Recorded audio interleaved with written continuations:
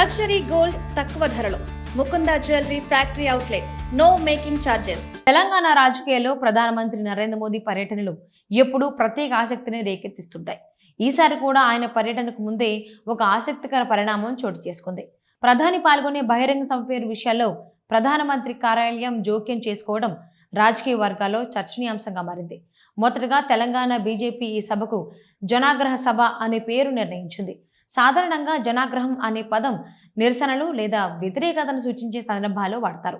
అయితే ఈసారి ప్రధాని పర్యటన కేవలం రాజకీయ సభకే పరిమితం కాకుండా అభివృద్ధి కార్యక్రమాలకు సంబంధించినదిగా ఉండటంతో ఆ పేరు సరైన సందేశం ఇవ్వదని ప్రధానమంత్రి కార్యాలయం భావించింది. ఈ పర్యటనలో భాగంగా హైదరాబాద్లో సుమారు 8,000 కోట్ల రూపాయల విలువైన పలు అభివృద్ధి ప్రాజెక్టులకు శంకుస్థాపనలు, ప్రారంభోత్సవాలు జరగనున్నాయి. ఈ నేపథ్యంలో ప్రతికూల భావన కలిగించే పదం బదులుగా సానుకూల దృక్పథంతో ప్రజల్లోకి వెళ్లాలని నిర్ణయించారు. దీంతో జనాగ్రహ సభ అనే పేరును మార్చాలని సూచనలు వచ్చాయి. ప్రధానమంత్రి కార్యాలయం ఆదేశాల మేరకు రాష్ట్ర బీజేపీ వెంటనే స్పందించింది. ఇప్పటికే ముద్రించిన పోస్టర్లు, సోషల్ మీడియా ప్రచార సామాగ్రిని నిలిపివేసి సభను కేవలం ప్రధాని మోదీ బహిరంగ సభగా నిర్వహించాలని నిర్ణయించారు. కార్యకర్తలు ప్రస్తుతం ప్రచారంలో మార్పులు చేయడంలో నిమగ్నమయ్యారు. మే 10న ప్రధాని మోదీ షెడ్యూల్ కూడా బిజీగా ఉండనుంది.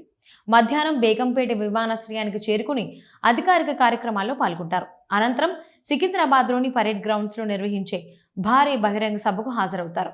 ఈ సభను విజయవంతం చేయడానికి బీజేపీ శ్రేణులు పెద్ద ఎత్తున ఏర్పాట్లు చేస్తున్నారు. రాబోయే ఎన్నికలను దృష్టిలో ఉంచుకుని తెలంగాణపై బీజేపీ కేంద్ర నాయకత్వం ప్రత్యేక ఫోకస్ పెట్టింది. ఈ సభ ద్వారా అభివృద్ధి పనులను ప్రస్తావించడంతో పాటు రాజకీయంగా కూడా బలం చాటుకోవాలని పార్టీ లక్ష్యంగా పెట్టుకుంది. పేరు మార్పు చిన్న విషయం అయినప్పటికీ అధికారిక కార్యక్రమాల విషయంలో ప్రధానమంత్రి కార్యాలయం ఎంత జాగ్రత్తగా వ్యవహరిస్తుందో ఈ ఘటన స్పష్టం చేస్తోంది.